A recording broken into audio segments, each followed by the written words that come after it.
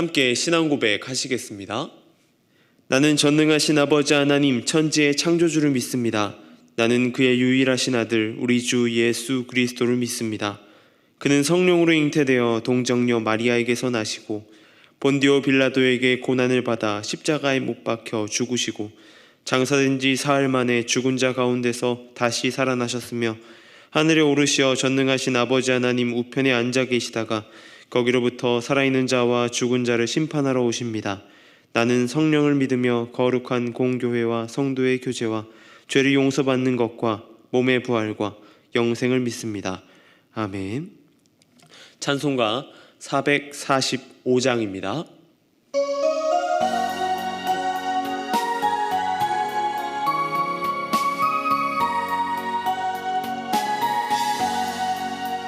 태산을 넘어 험곡에 가도 빛 가운데로 걸어가며 주께서 항상 지키시기로 약속한 말씀 변치 않네. 하늘의 영광 나의 맘속에 차고도 넘쳐 할렐루야를 힘차게 불러 영원히 주를 찬양하리. 캄캄한 밤에 다닐지라도 주께서 나의 길 되시고 나에게 밝은 빛이 되시니 길 잃어버릴 염려 없네. 하늘의 영광 나의 맘속에 차고도 넘쳐 할렐루야를 힘차게 불러 영원히 주를 찬양하리.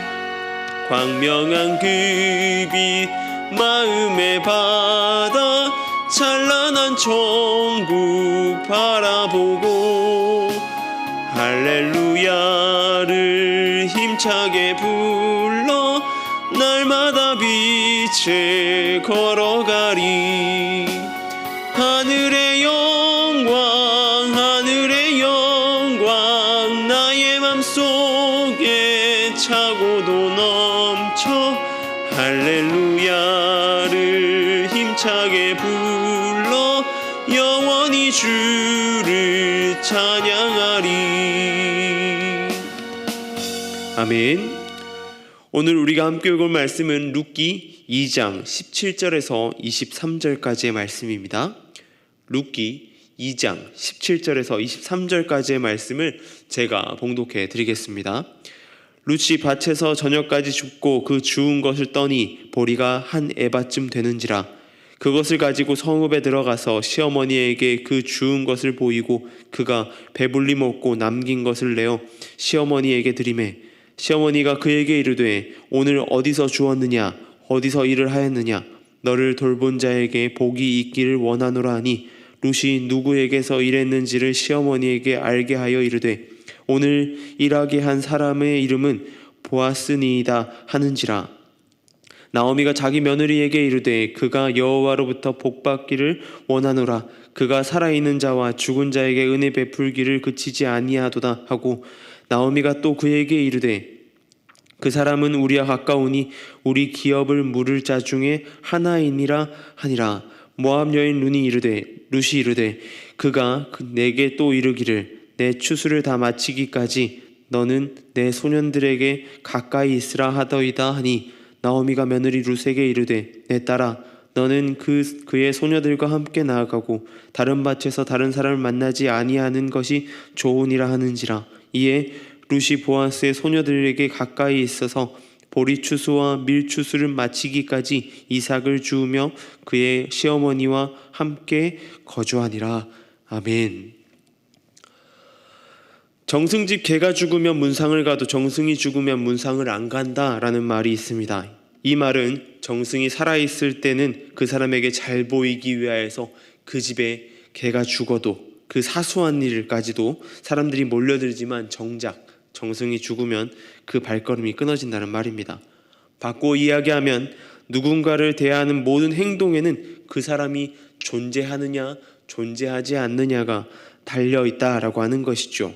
그러기에 우리는 누군가의 외형을 따라 도울지 안 도울지도 판가름 나게 됩니다. 누군가의 재력, 능력을 따라 그 기준이 정해지게 된다는 것입니다. 다시 말하면 그 사람이 나에게 도움이 되는가 아닌가, 그것들이 많이 작용을 한다라고 하는 이야기입니다. 도울 사람이 도움이 안 되는 존재라면 우리는 선뜻 우리의 도움을 나누기를 망설인다라고 하는 것이죠. 오늘 본문은 보아스의 밭에서 돌아온 룻이 시어머니인 나오미에게 밭에서 일어난 일들, 밭에서의 일들을 이야기하는 부분입니다. 룻이 보아스의 밭에서 가져온 보리의 양은 하루 가서 이 주울 양이라고 하기엔 너무나 많은 양이었습니다. 17절에 이렇게 이야기합니다. 룻이 밭에서 저녁까지 줍고 그 주운 것을 떠니 보리가 한 에바쯤 되는지라. 룻이 밭에 나가서 저녁까지 주었습니다. 그리고 그 주운 것을 다 떨었습니다. 줄기는 다 떼어내고 정리하고 그것을 보리만 딱 추수하였습니다. 그녀가 최종적으로 주운 보리의 양은 한 에바쯤 되는 양이었습니다. 에바는 한 바구니라고 하는 양인데 현대의 단어로, 현대의 이 크기로, 현대의 양으로 환산을 하게 되면 약 22리터 정도 되는 양입니다. 저희 집에 이 쌀을 벌레가 안 나게 하기 보관하기 위하여서, 그 방지하기 위해서 2리터 플라스틱 물병에 쌀을 넣어둡니다. 약 11개에 되는 플라스틱 물병의 양을 주워서 돌아온 것입니다. 20kg 쌀 한 포대를 업고 들어온 거나 다름없는 것입니다. 시어머니 나오미와 룻이 여러 날 동안, 하루가 아니라 여러 날 동안 풍족하게 먹을 양을 주워온 것입니다. 나오미로서는 궁금해할 만한, 이것을 도대체 어떻게 주었는지 궁금해할 만합니다. 도대체 어디서 주었길래 이 많은 양의 보리를 구했는가라고 하는 말입니다. 룻은 자신이 오늘 하루에 보아스의 밭에 가서 있었던 일들을 다 이야기하고 그 밭의 주인 보아스라는 것까지도 이야기하였습니다.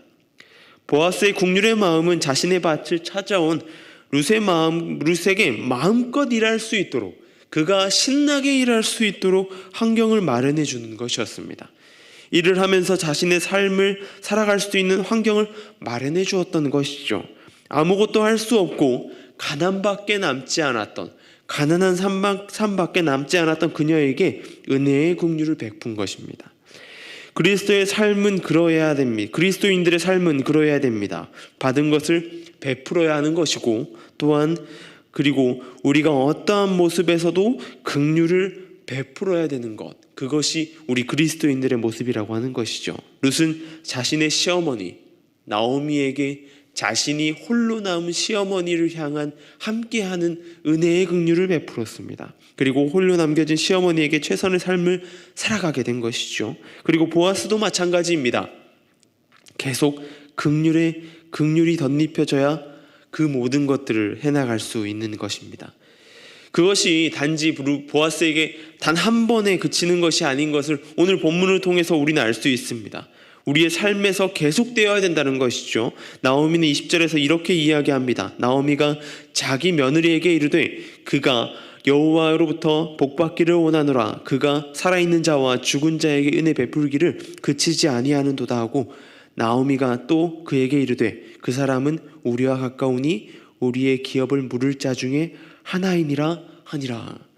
공동번역에서 이 나오미의 말의 앞부분을 이렇게 말합니다. 그분은 산 사람에게나 죽은 사람에게나 한결같이 고맙게 대하시는구나. 이 보아스의 친절은 그저 불쌍한 여인 룻을 향한 긍휼이 아님을 알 수 있습니다. 자신의 남편이 있던 시절, 엘리멜렉이 살아있던 시절부터 계속되어 온 은혜의 긍휼이 있었다라는 것이죠. 이것은 그저 한 번에서 나오는 것이 아니라 그의 몸에 체득되어 있는 것입니다. 몸에 익혀진 섬김이라는 거 하는 것이죠. 또 보아스는 은혜의 긍휼이 대단한 것은 23절에서 나타나고 있습니다. 23절입니다. 이에 룻이 보아스의 소녀들에게 가까이 있는 보리추수와 밀추수를 마치기까지 이삭을 주우며 그의 시어머니와 함께 거주하니라. 룻이 보아스의 밭에서 일을 할 때에 밀추수 때까지 이것들을 다 할 수 있도록 은혜를 베풀었습니다. 보리추수는 4월에서 5월에 이루어집니다. 그리고 이어서 밀추수가 6월에서 7월까지 이어지게 됩니다.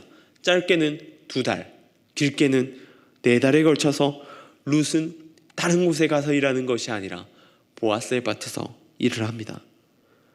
몸에 체득되어서 끝까지 책임져가는 은혜를 룻에게 베풀었던 것입니다. 보아스의 긍휼은 자신의 몸에 익혀져서 끝까지 책임지는 것이었다라고 하는 것입니다.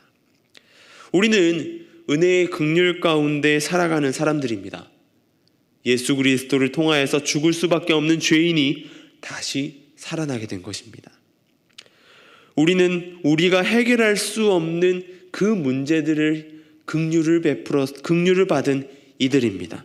이 긍휼은 내 안에만 간직하라고 주신 은혜가 결코 아닐 것입니다. 그 긍휼을 내 몸에 가득 채워 체득하고 그것을 실천하고 베풀면서 세상에 은혜의 긍휼을 전달하라고 우리에게 주어진 긍휼이라고 하는 것입니다. 긍휼을 전달하는 저와 여러분 되길 소망합니다. 몸에 새겨나가시길 바랍니다. 끝까지 가져나가는, 끝까지 우리의 삶에 예수 그리스도 하나님 앞에 서는 그날까지 끝까지 가져가는 그러한 긍휼의 마음이 있기를 소망합니다. 내 삶의 어디를 찔러도 주님의 긍휼을 기억하는, 주님의 긍휼을 이야기하고 주님의 긍휼을 베푸는 저와 여러분 되길 소망합니다. 기도하겠습니다. 하나님 감사합니다. 오늘은 보아스의 긍휼의 모습을 보게 됩니다. 그의 긍휼이 단지 한순간의 긍휼이 아니라 그 긍휼이 삶에 체득되고 그의 삶 전체를 통해서 나타나는 것들을 보게 됩니다. 또한 그 긍휼이 끝까지 책임져 나가는 긍휼을 보게 됩니다. 우리의 삶에도 그러한 긍휼로 가득 차는 삶 되게 하여 주시옵소서. 우리가 예수 그리스도의 그 은혜의 긍휼을 받은 자들로서 나아가 세상 가운데 기도하고 중보하고 또한 많은 곳에 은혜를 베풀고 긍휼의 마음을 가지고 나아가는 우리 될 수 있도록 주님 인도하여 주시옵소서. 주님의 긍휼을 가지고 나아가길 소망합니다. 나의 몸 가운데에 그 긍휼이 채워지길 소망합니다. 그 긍휼 들고 나아가는 삶 되게 하여 주시옵소서. 미얀마 땅을 위해 기도합니다. 그 땅 가운데 여전히 기도가 필요하고 그 땅 가운데 우리의 마음들이 필요합니다. 여전히 어려운 그 땅을 향하여서 하나님의 긍휼이 있기를 기도하며 나아갈 때에 주님 함께하여 주시고 붙들어 주시옵소서. 또한 그곳 가운데 선교 사역을 힘쓰고 있는 선교사님들의 안전과 건강을 지켜주시고 또한 그곳 가운데에 나아가는데 잃어버린 영혼들이 향해 나아가는 부족함 없도록 주님 채워주시고 인도하여 주시고 지혜를 더하여 주시고 또한 힘을 더하여 주시옵소서. 주님의 도움이 필요합니다. 그곳 가운데에 하나님 함께하여 주시고 붙들어 주시옵소서. 주님, 오늘은 주일입니다. 이 주일의 시간을 보낼 때에 주님 온전히 주님과의 찬양의 시간 되게 하여 주시고 예배의 시간 되게 하여 주시고 온전히 주님 한 분만을 바라며 나아가는 시간 되게 하여 주시옵소서. 온전히 주님과 동행하게 하여 주시고 온전히 함께하는 시간 되게 하여 주시옵소서. 또한 이 노은중앙교회가 이 지역 가운데 빛이 되는 교회가 되게 하여 주시고 소금의 역할을 감당하는 교회가 되게 하여 주셔서 이 땅 가운데에 그리스도의 하나님 나라가 하나님 통치가 이루어지는 땅 될 수 있도록 주님 함께하여 주시옵소서. 주님 붙들어 주시옵소서. 감사합니다. 이 모든 것 우리 주 예수님의 이름으로 기도드립니다. 아멘.